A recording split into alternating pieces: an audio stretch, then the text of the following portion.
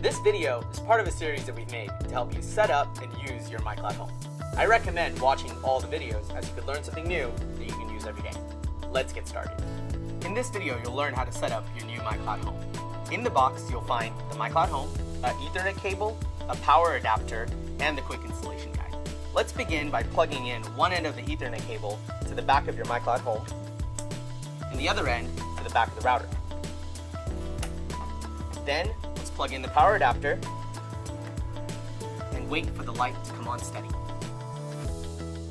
When the device is ready, let's navigate to mycloud.com/hello on your mobile device to continue the setup process. This link works great on all your devices. Let's click Create Account, where you're taken through a simple account creation process, where you enter your name, email, and confirm email, and set a password. When the account's created, we'll automatically begin searching for your device.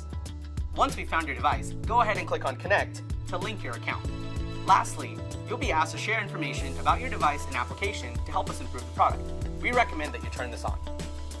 That's it, you're all set up. Now grab the mobile app and begin using your new MyCloud Home. In the event that we're not able to discover your device, you'll be asked to enter a 9-digit device code.